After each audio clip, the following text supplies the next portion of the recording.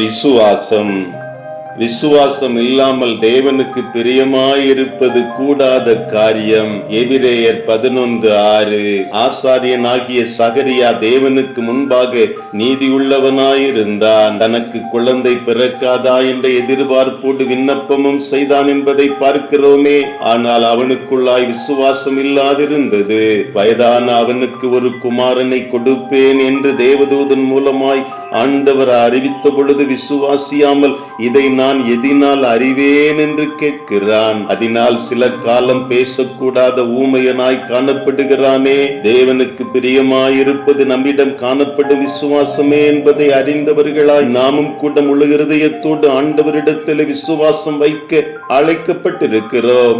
நாம் ஜெபத்தில் எவைகளை கேட்கிறோமோ அவைகளை பெற்றுக் கொள்ளுவோம் என்ற விசுவாசம் நமக்கு இருக்கும்படியா வேதம் கற்றுக் கொடுக்கிறதே. படைகளை பயணப்படுகிற பொழுது கடலின் சீற்றத்தை கண்டு பயந்த சீசர்களிடம் ஏன் உங்களுக்கு விசுவாசம் இல்லாமல் போயிற்று என்று இயேசு கேட்கிறாரே. ஒரு வார்த்தை சொல்லும் என் வேலைக்காரன் சொஸ்தமாவான் என்று கூறிய 100க்கு அதிபதியின் விசுவாசத்தை கண்டு ஆச்சரியப்பட்டு போனார் இயேசு. மரண அவஸ்தையில் இருந்த தன் மகளை சொஸ்தமாக்கும்படியா இயேசுவை தன் வீட்டிற்கு அழைத்து சென்றான் ஏவீரு.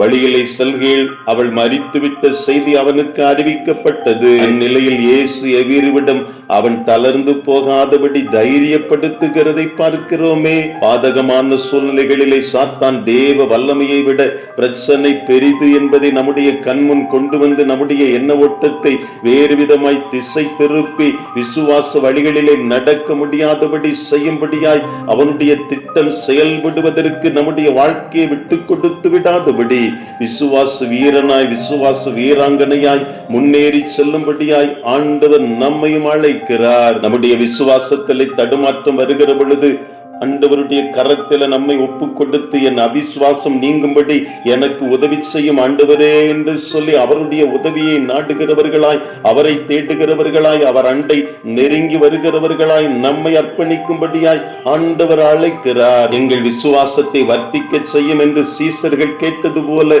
நாமும் ஆண்டவரிடத்தில் கேட்டு விசுவாச வீரர்களாய் வீராங்கனைகளாய் முன்னேறி செல்ல நம்மையும் ஒப்பு கொடுக்க அழைக்கப்பட்டிருக்கிறோம். பேதுருவின் விசுவாசம் ஒளிந்து போகாதபடி ஜெபித்த இயேசு இன்று நமக்காகவும் வேண்டுதல் செய்கிறார் என்கிற அப்படிப்பட்ட ஒரு காரியத்தை உணர்ந்தவர்களாய் ஆண்டவருடைய கரத்தில் நம்மையும் ஒப்பு கொடுப்போம். நம்முடைய வாழ்க்கையிலும் விசுவாசத்தை விட்டு வழிவிலகாதபடி தொடர்ந்து வைராக்கியமாய் ஆபிரகாமை போல முன்னேறி செல்ல நம்மையும் அர்ப்பணிப்போம்.